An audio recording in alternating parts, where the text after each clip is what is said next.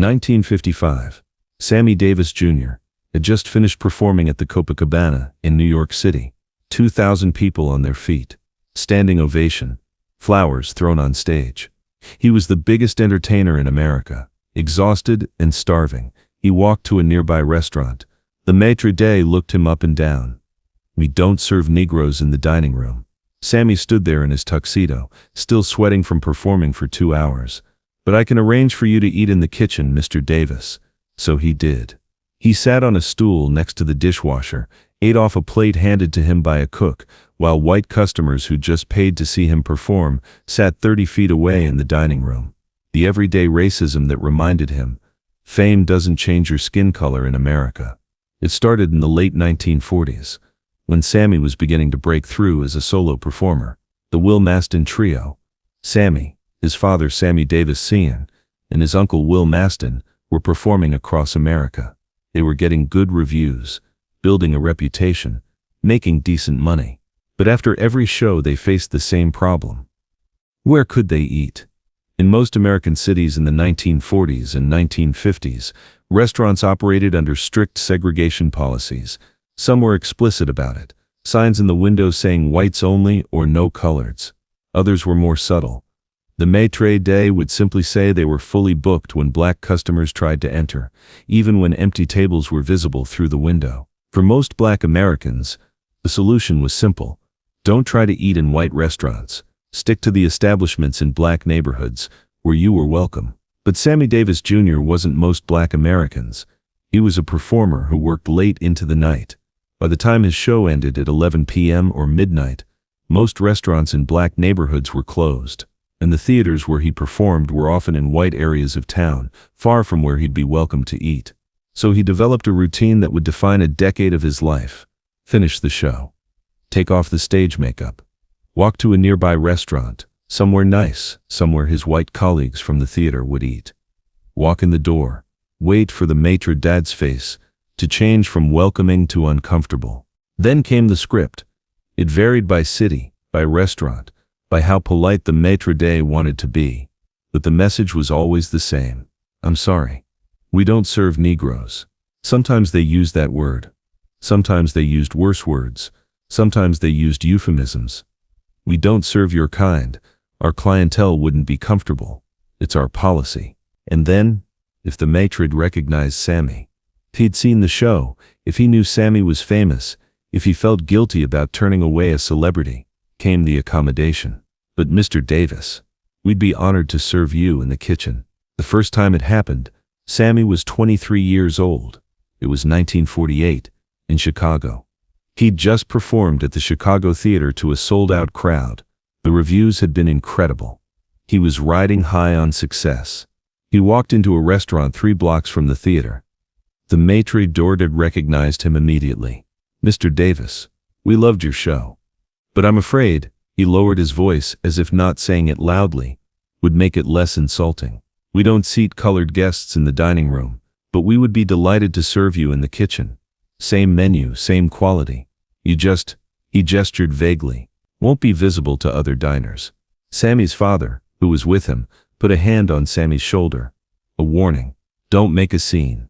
Don't cause trouble." "That's fine," Sammy Sr. said. "We'll take the kitchen." The maitre d' looked relieved. "Wonderful, right this way." They walked through the dining room. Sammy could feel eyes on him. Some of the diners recognized him.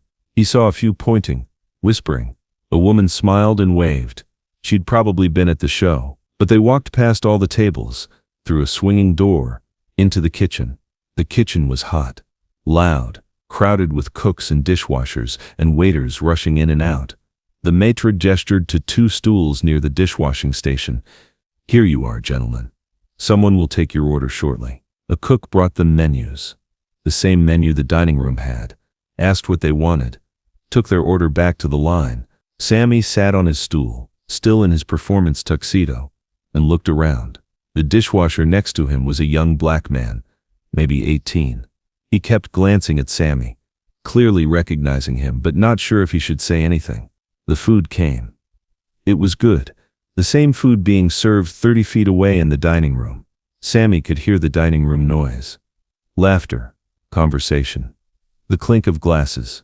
People who had just paid to watch him perform were eating in comfort while he sat on a kitchen stool. He looked at his father. This is humiliating. Sammy Senior was eating methodically, not looking at his son. At least they're feeding us, Sammy. 20 years ago, they wouldn't even let us through the door. So I should be grateful? You should be practical. We're hungry. They're feeding us. Don't make it more than it is. But it was more than that. Sammy knew it was more than that. It was a message. You can entertain us. You can make us laugh, make us clap, take our money. But you can't sit with us. You can't be equal to us. Your place is in the kitchen, out of sight. That was 1948. Sammy thought it was a one-time thing, a Chicago problem. It would be different in other cities. It wasn't. New York, Los Angeles, Miami, Detroit, St. Louis, Atlanta, Philadelphia, Boston. Every major city in America. Hundreds of restaurants over the next decade. The script rarely changed. We don't serve Negroes in the dining room, but we can serve you in the kitchen. And Sammy kept saying yes. Kept walking through dining rooms full of white customers, kept sitting on stools next to dishwashers, kept eating meals prepared by cooks who were often black men who couldn't eat in the dining room either. His father's philosophy became the standard. At least they're feeding us. But every time, Sammy felt the humiliation, the degradation, the reminder that no matter how successful he became, he was still seen as less than. In 1952, Sammy was performing in Las Vegas.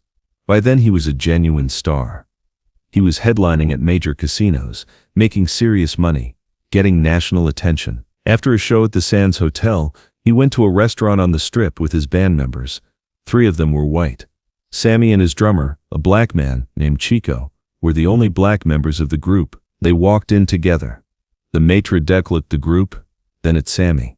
"Mr. Davis, gentlemen, we have a table for your party. Right this way." The 3 white band members followed the maitre d'. Sammy and Chico started to follow. The maitre d' stopped.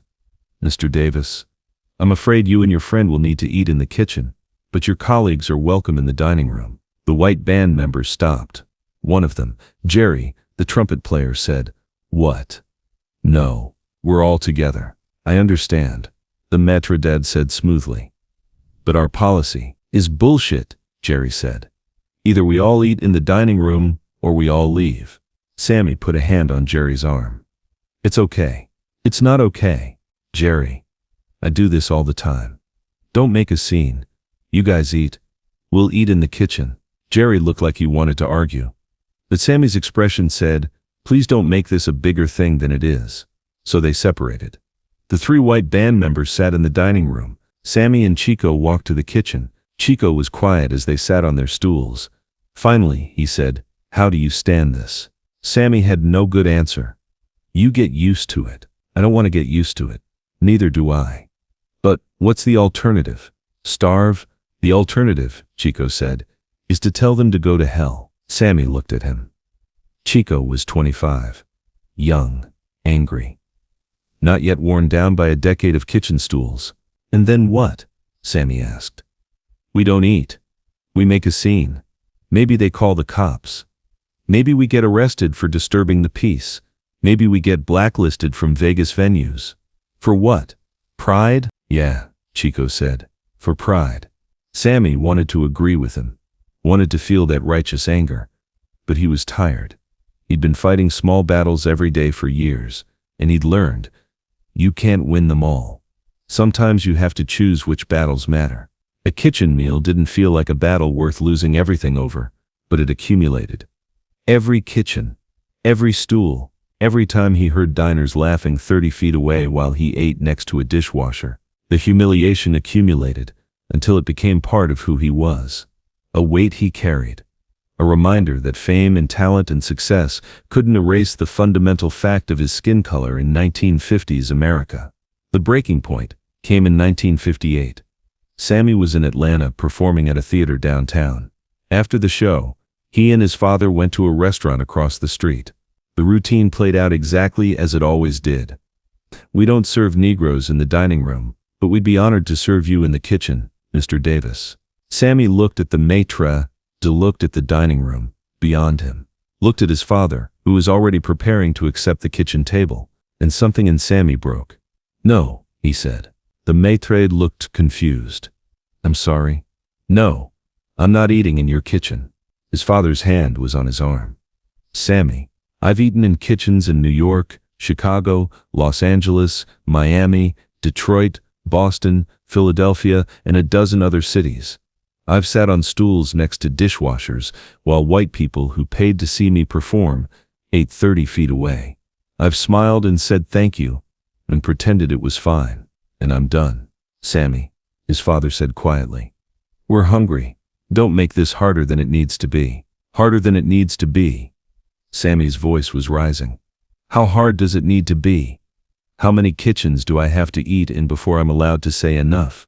The maître d' was looking around nervously. Other diners were starting to notice the commotion. "Mr. Davis, I understand you're upset. But, no," Sammy said. "You don't understand. You have no idea what it's like to be told you're good enough to entertain people, but not good enough to sit with them. You have no concept of what it does to a person to be constantly reminded that no matter what you achieve, your skin color makes you less than." He turned to his father. "I'd rather starve than sit in one more kitchen." He walked out. His father followed, apologizing to the maître d' as he left. Outside on the street, Sammy Sr. was angry. What the hell was that? That was me choosing dignity over accommodation. Dignity doesn't fill your stomach. And a full stomach doesn't make me feel human when I'm eating next to a dishwasher while white people enjoy their meal. They stared at each other. 2 generations. 2 different philosophies about how to survive racism. Finally, Sammy Sr. sighed. "What are you going to do? Refuse to eat at every restaurant that won't let you in the dining room?" "Maybe. I don't know. But I know I can't keep doing what I've been doing. It's killing something in me." They went back to the hotel hungry that night. But for the first time in a decade, Sammy didn't feel humiliated. He felt angry. And anger, he was learning, was more useful than resignation. Word spread in entertainment circles. Sammy Davis Jr. wasn't accepting kitchen seating anymore. Some venues started changing their policies, not because they'd had a change of heart about race, but because they wanted Sammy Davis Jr. to perform at their theaters, and they knew he wouldn't come if he couldn't eat in their restaurants. It was a small change, incremental, and it only applied to famous people, which meant most Black Americans were still being told to eat in kitchens or not eat at all. But it was something, a refusal, a line drawn. In 1964, the Civil Rights Act was passed. It outlawed segregation in public accommodations, including restaurants. Legally, the days of kitchen seating for Black customers were over. Sammy was 39 years old. He'd been eating in restaurant kitchens for 16 years. The first time he walked into a restaurant after the Civil Rights Act passed and was seated in the dining room without question, without an awkward conversation, without a maître d's apologetic face, he almost didn't know how to process it. He sat at the table. A white couple sat 2 tables away. They glanced at him, recognized him, smiled. No discomfort. No shock at seeing a Black man in the dining room. The waiter took his order with no acknowledgement that anything was different or unusual. Sammy ordered his meal, ate it in the dining room, like a human being. It should have felt like victory, like justice, like progress. But mostly, it just felt like something that should have been normal all along. Years later in 1987, Sammy was being interviewed for a retrospective on his career. The interviewer asked about the barriers he'd faced. Sammy talked about a lot of things. Racial discrimination, violence, death threats. But when the interviewer asked what had been the hardest part, Sammy's answer surprised people. "The everyday stuff," he said. "Not the big dramatic moments, the little humiliations, the restaurant kitchens, the hotels that wouldn't rent me rooms even though I was headlining their casinos. The 100 tiny ways I was reminded every day that I was less than, those accumulated. Those wore me down more than any death threat or mob beating. Because you can fight back against violence. But how do you fight back against a maître d' who's smiling while he tells you you can eat in the kitchen? How did you survive it?" Sammy thought for a long moment. "I didn't, not really. That version of me, the guy who smiled and accepted kitchen seats because he didn't want to cause trouble, he died somewhere around 1958. I had to become someone else. Someone angry enough to say no, Someone willing to go hungry rather than be humiliated. And I'm not sure that's surviving. That's just changing into someone harder because the world demanded it. When Sammy Davis Jr. died in 1990, obituaries focused on his groundbreaking career, his talent, his role in breaking racial barriers. They talked about the Rat Pack, his friendship with Sinatra, his performances at the White House. Few mentioned the restaurant kitchens, the hundreds of meals eaten on stools next to dishwashers, the decade and a half of systematic degradation that taught him what everyday racism felt like. But for Sammy, those kitchens were as defining as any stage he performed on. They taught him that racism isn't always dramatic. Sometimes it's just a maitre d' saying, "We'd be honored to serve you in the kitchen," with a smile. And sometimes the bravest thing you can do is say no, even if it means going hungry, even if it means causing a scene, even if it means your father thinks you're being impractical. Because dignity, Sammy learned, isn't something you can afford to compromise on. Not even for a meal. Not even when you're starving. Not even when everyone tells you to just accept it. Because at least they're feeding you. Some humiliations are too costly to accept. Even when the alternative is an empty stomach. If this story of everyday racism, systematic degradation, and finding the courage to refuse humiliation moved you, make sure to subscribe and share this with someone who needs to hear that sometimes the smallest acts of resistance, saying no to a kitchen seat, matter more than the big dramatic moments. Have you ever had to choose between dignity and accommodation? What did you choose? Share your story in the comments below.